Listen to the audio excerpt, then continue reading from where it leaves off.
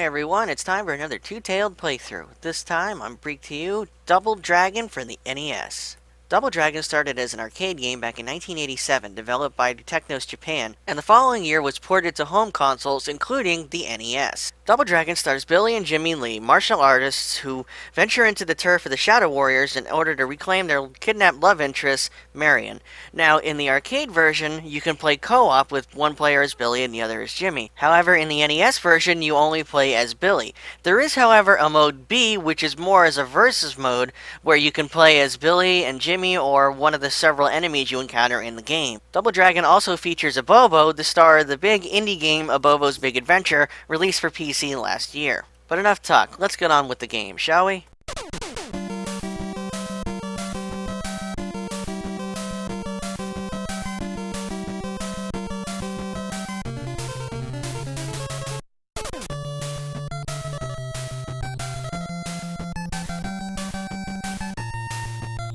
Listen to that. There was no way I was going to try talking over that amazing tune.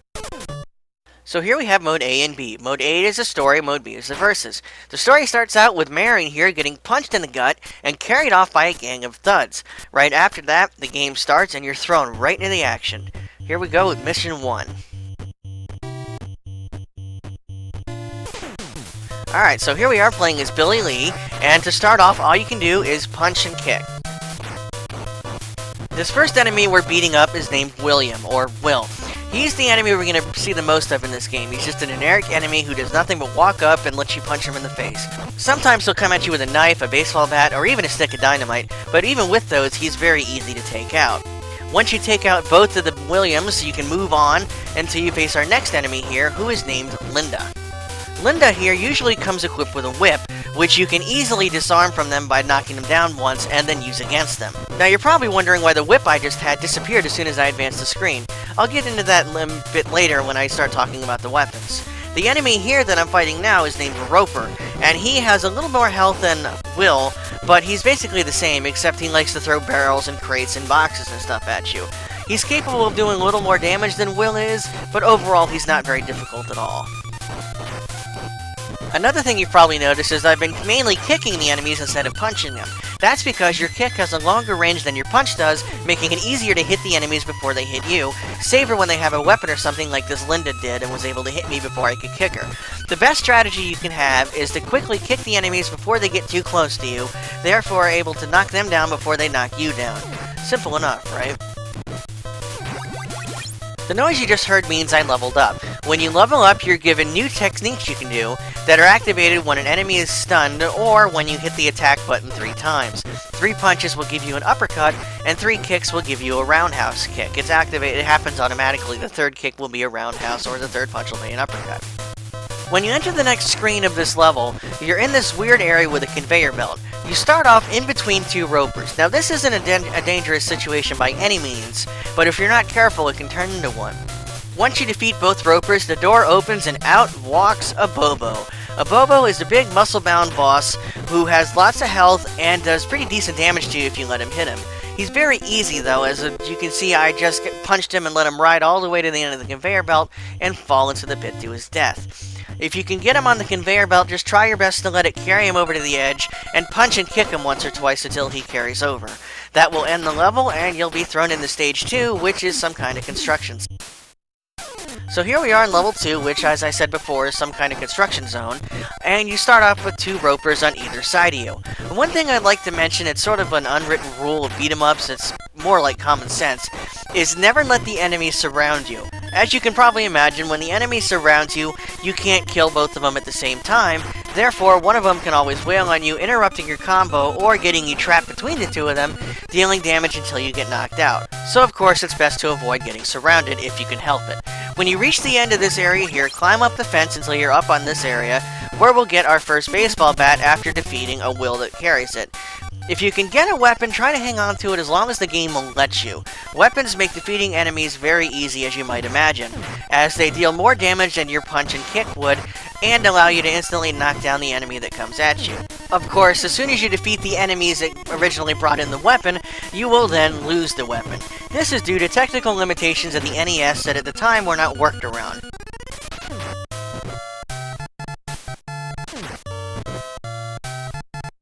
And there's a prime example of the weapon disappearing. As soon as the two enemies were defeated and the screen was allowed to scroll, the baseball bat disappeared from Billy's hand as if it was never there in the first place. But that's okay, because we have a couple Lindas here that are willing to give us their whip and let us beat them with it.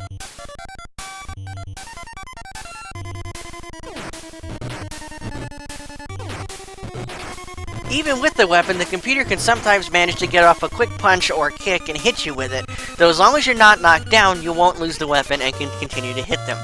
Here, wait for the Linda to come down the ladder before trying to go up to the next floor, otherwise you'll be wide open to an attack.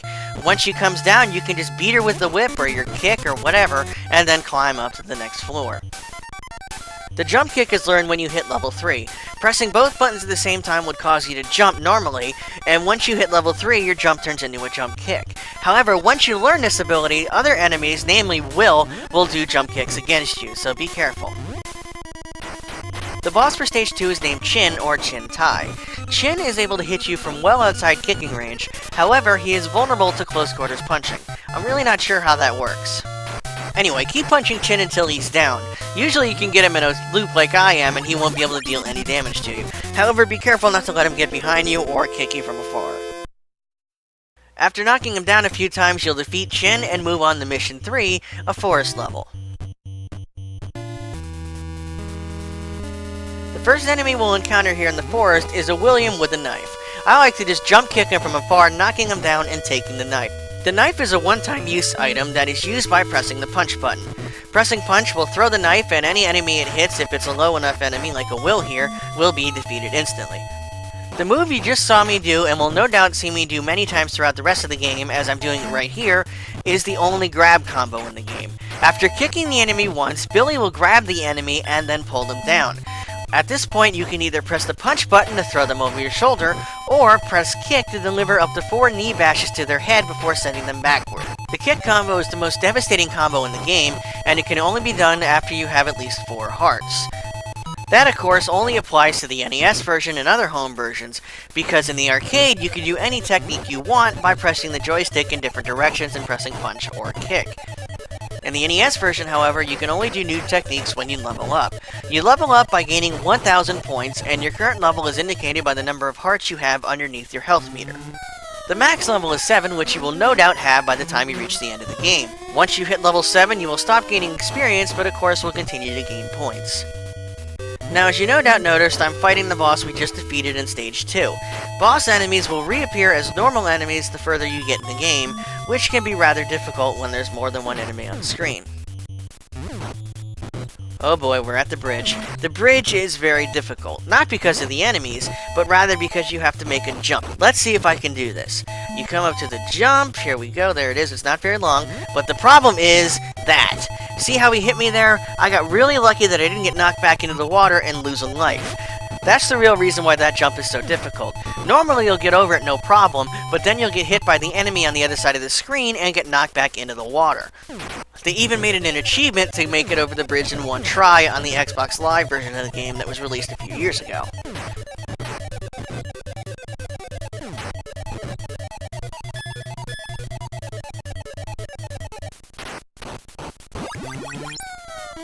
There's level 5. Level 5 gives you an attack that allows you to hit an enemy when they're down. When the enemy is down, walk over to them and press down, and you'll sit on the enemy. Once you're on top of the enemy, the next thing you do is, of course, straddle him. Hey, you got him down? Have some fun. No, I'm serious. The move is actually called straddle, but instead of doing it in a sexual way, you're punching him in the face. You can do this attack to most normal enemies except for a Bobo and the final boss. Chin will throw you off unless he's nearly dead, so be careful if you try to straddle him. Yeah. Whoa, double Bobo all the way, man.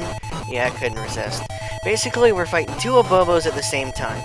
Thankfully, they're on the same side, so you could just kick them one at a time as they walk into you. Do this a few times and they'll drop down. Just be careful not to get hit by them or comboed, or even worse, surrounded by them. Then you can be in for a world of hurt. Once the Abobos are gone, don't go to the right. Instead, head into the cave the left Abobo burst through from. If you go right at that point, the stage just loops infinitely. However, once you go inside this cage, you can continue on and beat the stage. In this cave, you have to deal with falling stalactites. For the most part, just take your time and walk slowly, and the stalactites will fall in front. Every now and then, one may try and fall on your head, so just dodge to the left or right and you'll be fine. Okay, this part is easily the most difficult part in the entire game. That's right, platforming. We have to jump along these moving platforms to get to the other side. And of course, with our jump being a jump kick, that makes this even more difficult. When the leftmost platform gets right overhead, jump straight up and you'll land on it. Then ride the platform over until it meets with the other two and jump across before it gets too far apart. You should land on one of the platforms, most likely the top one as I did.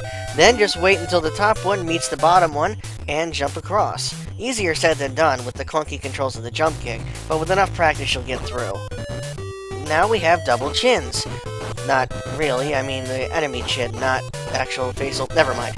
Just keep kicking or punching them until they're defeated. If you want, you can do the hair pull combo, but be careful they're not standing too close together when you do it, or you'll just get hit by the other one.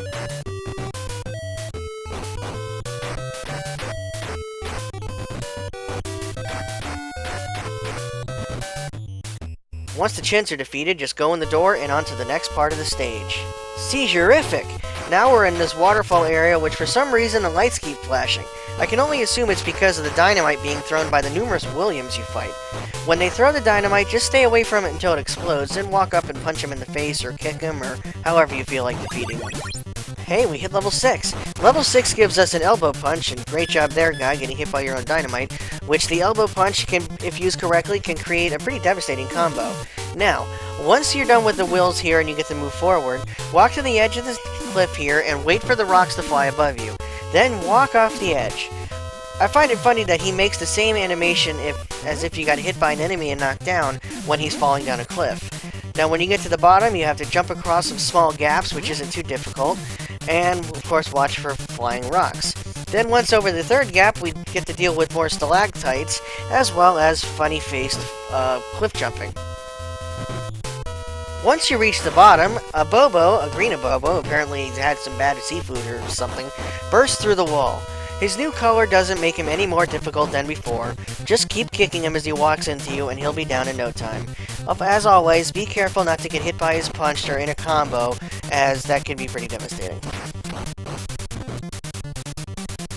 Once he's down, another one shows up.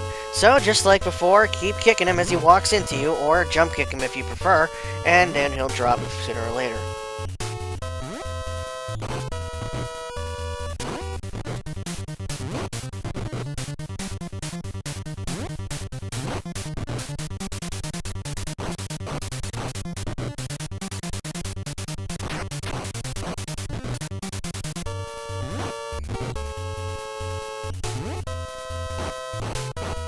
When he's finally down, go in the cave that the first one came out from, and we'll go to the next part of the stage. Now we're going down the mountain. Once again, we get more funny face falling and landing completely on our back. Don't know why they didn't decide that Billy could land on his feet when jumping from a small cliff, but whatever. Speaking of falling, Linda just knocked him right off that cliff, and he took no damage. Yeah, thankfully there's no fall damage in this game. However, before we can press on, we have to take out these two Lindas. So, wait for them to climb down, and then whack them when they're in range. Easy enough.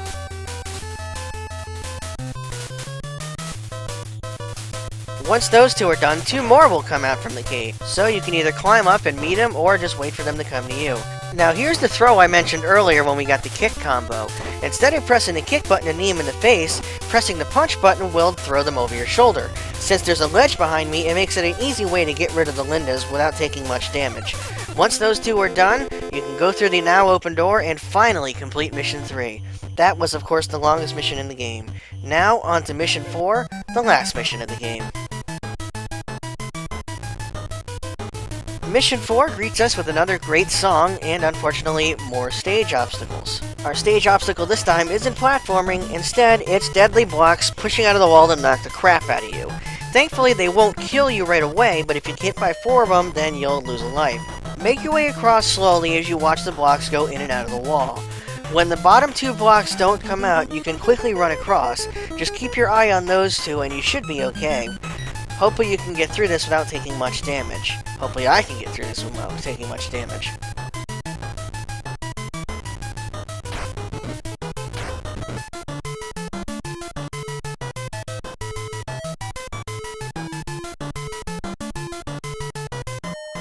When you finally make it past the blocks, the next enemy you're going to face after walking a little bit will be more chins. Thankfully, there's a ledge behind us, so watch for the chin that has a knife, and once he throws it, you can push him and the others off the ledge.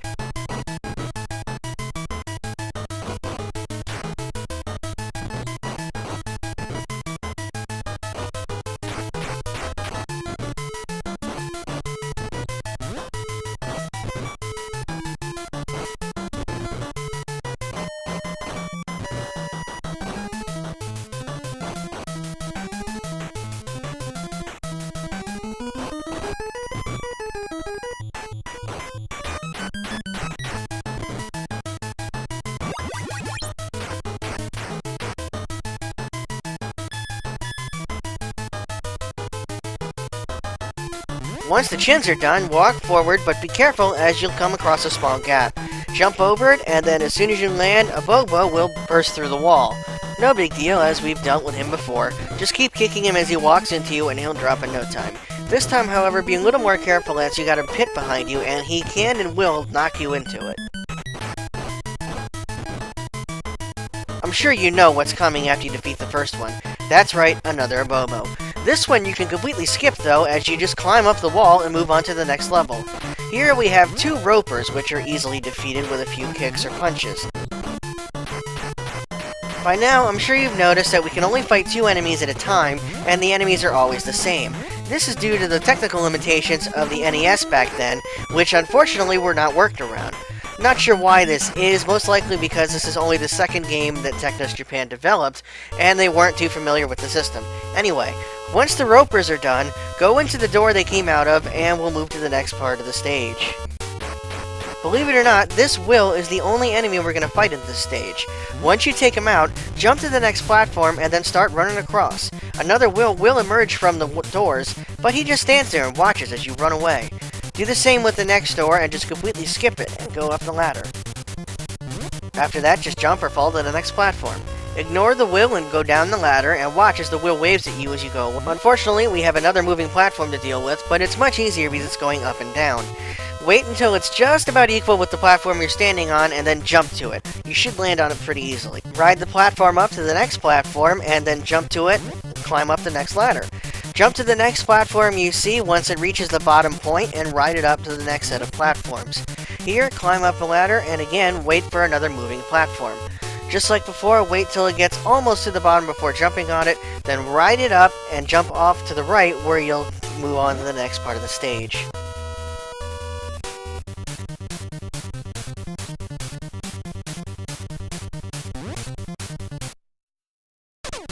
As the music may suggest, this is the last stage of the game. First thing we have to deal with is an onslaught of wills. Just take them out as they come at you, mainly using a quick hair pull combo if you want, and then we'll be moving on. Enjoy the music, it really adds to the fight.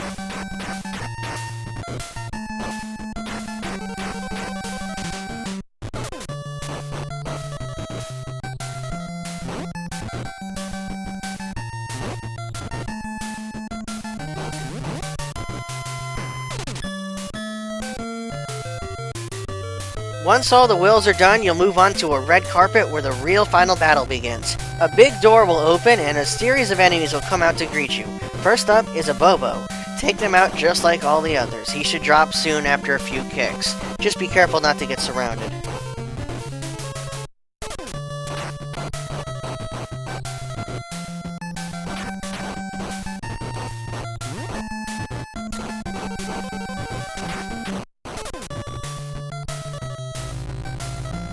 After Bobo, we have Chin. Getting a little bit easier, I think. Just kick him or punch him until they drop and you'll be on to the next set.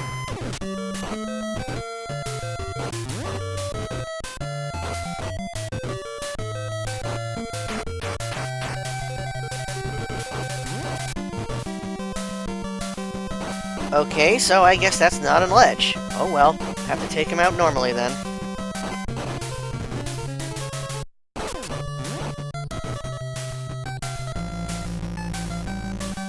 After Chin is Linda, even easier. They don't even have their whips.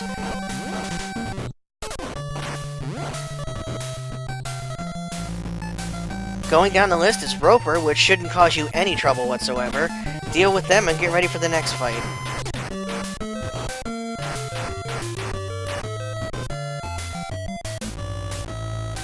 Finally, the final boss. Once you get past the ropers, this guy comes out. His name is that guy with the gun. Or Willie, whichever you prefer. Despite carrying a really big gun, Willie is actually really easy. Walk up to him as quick as you can and wail on him. If you're fast enough, you'll hit him before he has a chance to fire. Keep doing this until he's done, and again, if you're fast enough, he won't even have a chance to use the gun. Pretty lame, really. Once Willie's done, you're done! You've beaten the game! Or have you? That's right, the door opens up and the true final battle begins. This time you're fighting off against Jimmy, your brother and rival for this game. In the arcade version, when you beat the game with 2 players, you rescue Marion, and then you have to fight each other for her affection. Here, since there was no 2-player mode, you actually wind up fighting Jimmy as the final boss.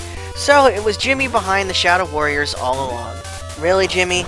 I thought you would have learned from Bowser that kidnapping the girl you like doesn't work towards winning her affection. You stupid jerkface.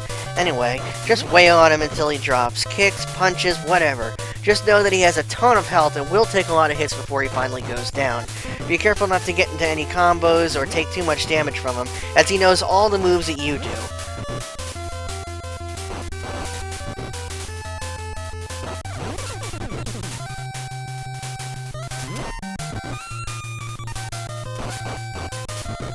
When he finally drops, you get to enjoy the ending of the game, complete with awesome music and a cat watching your every move.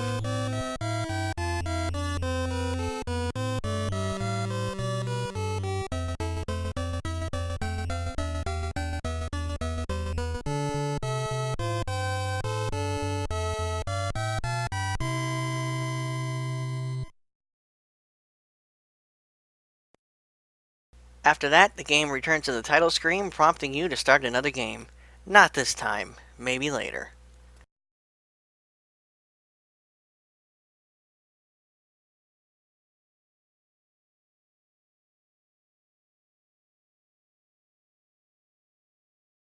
And there you have it, Double Dragon 1 on the NES.